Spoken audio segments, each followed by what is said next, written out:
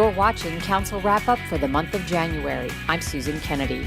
Up first, establishment of a new economic incentive to help craft alcohol businesses establish roots here. Craft breweries, wineries, and distilleries are growing exponentially here in Montgomery County, and council members are making economic investments in these businesses. A new economic development incentive that's been secured through the county's MOVE program will provide assistance to these new businesses that are creating their first shared office space.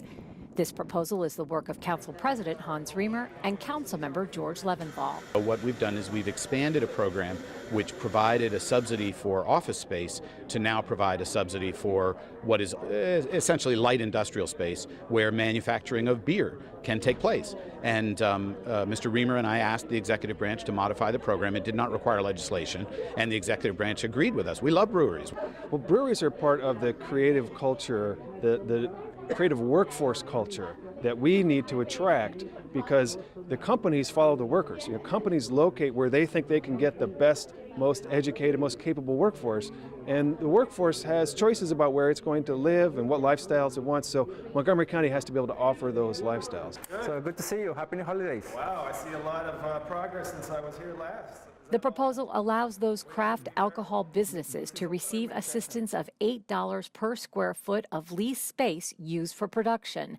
Both council members say these establishments help create a sense of place in our community and create good middle-class jobs. These breweries are opening up and creating a lot of life, a lot of vitality, and they're creating a home for a particular way of spending time. And we need to be able to offer that in Montgomery County if we want to be competitive for the workforce and ultimately for the companies that follow the workforce. We want to make it as simple and streamline it as much as possible so that there are few impediments to having more breweries open and be an entertaining place for people to congregate and enjoy the product in moderation and have a designated driver.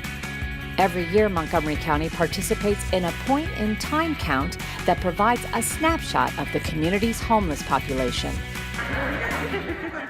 On a cold January night, volunteer troops assembled at the Civic Building in Silver Spring. It warms my heart to be able to help. Packing supply bags and receiving detailed instructions. Where are you going? Langley Park. Langley Park. Before heading out to count how many residents My friend? are sleeping rough across Montgomery County. If we see someone that is at risk or is a danger to themselves or others, then we have county services, our mobile crisis team that we would call. So if you meet anyone tonight that really tugs at your heart, please let us know. I definitely thought it was a great opportunity to take advantage of to help out in the community. We're at Fenton and Wayne in downtown Silver Spring. One night it was 17 degrees. Councilmember George Leventhal, a longtime proponent of ending homelessness here, What's your name, dear? participates in the count each year. He and his team spent the night going into businesses, We're counting the number of homeless people. checking parking lots, You have a flashlight? and parked cars for anyone Sir, can I ask you a question? who might need assistance. These are the people who most need the help of government, and so I've always felt compelled to do what I can on a priority basis, and I can't think of any priority more significant than people who don't have a roof over their head, don't have a place to stay. And the great thing is that we've housed so many people, and so it's really very satisfying when you see someone who was hopeless and homeless move into his or her own apartment.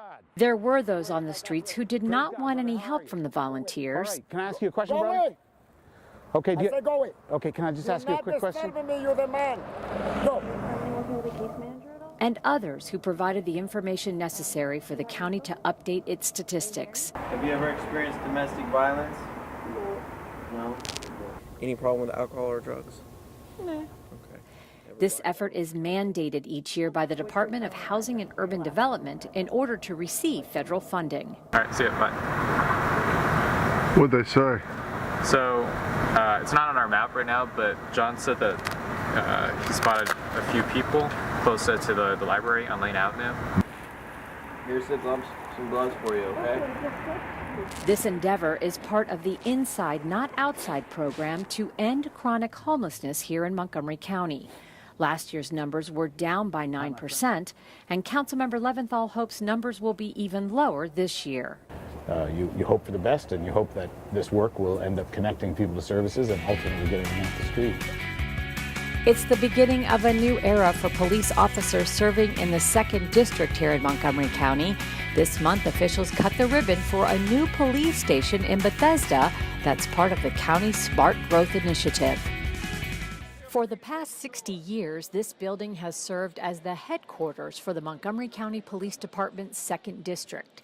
But next month, 144 men and women in uniform will be moving into this new state-of-the-art facility in downtown Bethesda. 3, 2, 1, cut. The new station was built on a vacant lot in Bethesda's Central Business District at little cost to the county.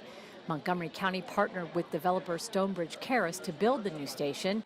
In return, the county will transfer the old district building on Wisconsin Avenue as part of a redevelopment project that will include an office building and a hotel. It is important for us to have these CIP projects. It is important for us to have the building, the material, but more importantly, we need to continue to keep in mind the very, very dedicated men and women who make up our public safety team. It is because of them that we're doing it. It is because of the public that we're doing it.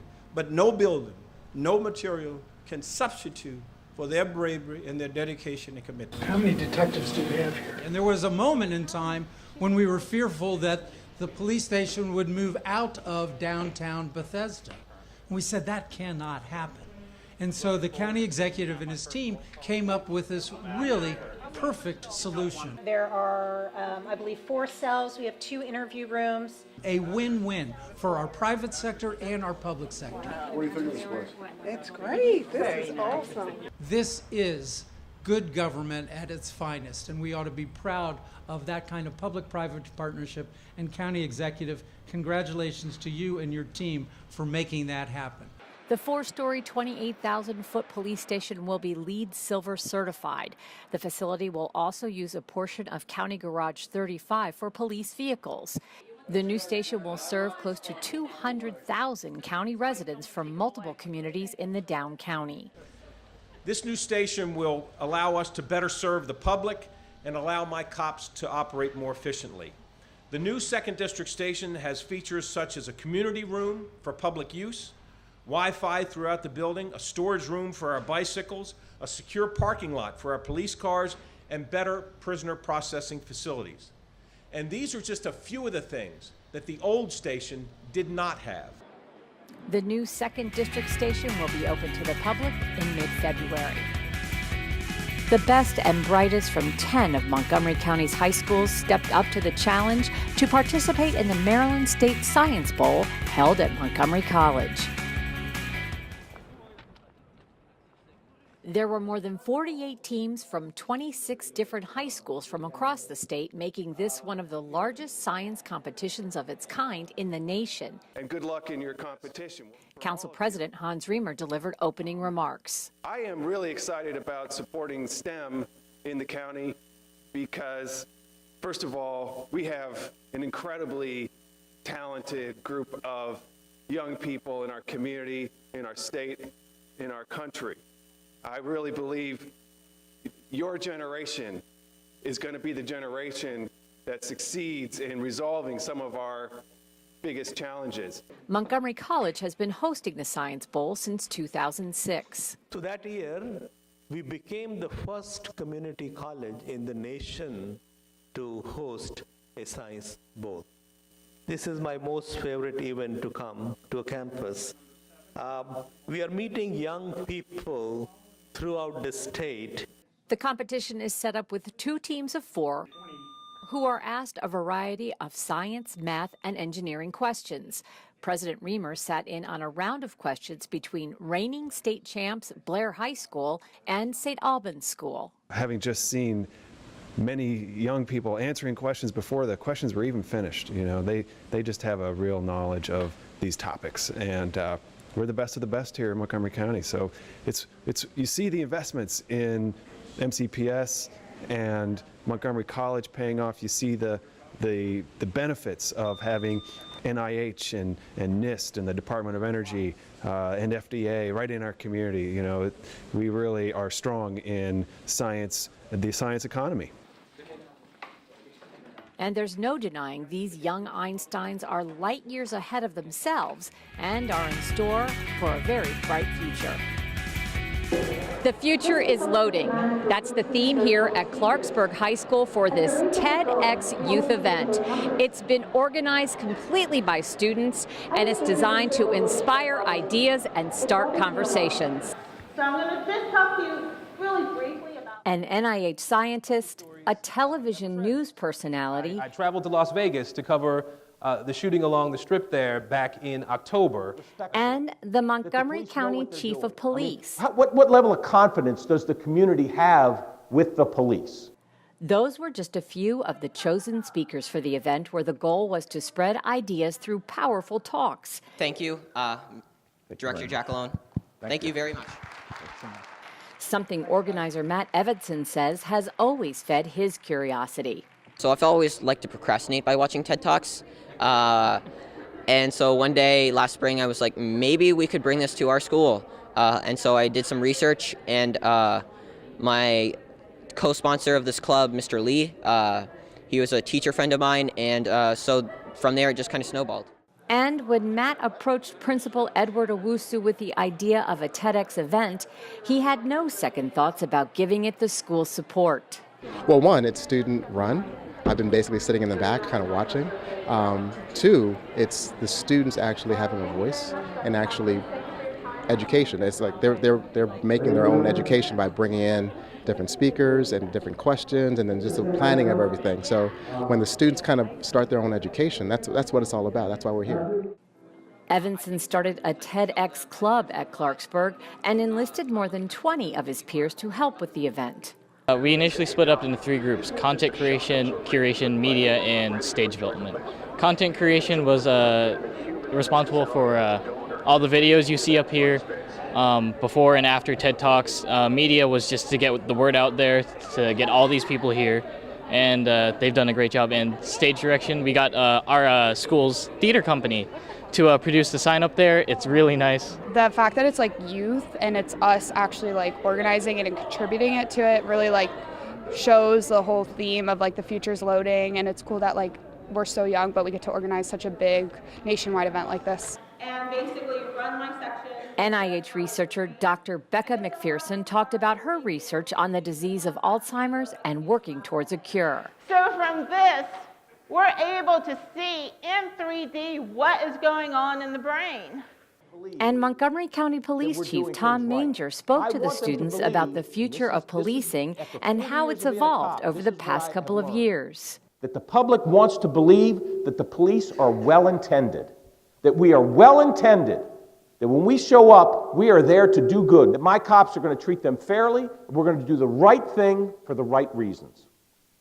That's what I want the public to believe. And the only way that the public's going to believe that is if we do the right thing, and we do it the right way. There's always a lot of myths and a lot of, I think, misunderstandings about what police do and why they do it. So I think it's a good thing for us to have this conversation. And I'm going to talk for a little while, but I'm really looking forward to taking questions from the kids and having a conversation. That's exactly right. Councilmember Craig Rice represents the citizens of Clarksburg. He says this generation understands we need to come together as a community. And Chief Manger gets it. He really understands that his officers need to be not only reflective of the community, but actively engaged and involved in it. And so from that perspective, that of course is going to resonate with these students here, with this generation who understand that that's at the forefront. You know, we really need to focus on that. And I hope that other jurisdictions can watch and learn from something like this, because it certainly speaks to what some of the other jurisdictions throughout the nation are struggling with right now. And will this be Matt Evanson's last TED Talk experience? Not likely. So I want to study computer science. And so might we see you in the future giving a TED Talk of your own? There is a possibility. Is that your dream? My dreams are not confined to the TED stage, but that will definitely be on my bucket list. Well, that does it for this edition of Council Wrap Up. For County Cable Montgomery, I'm Susan Kennedy.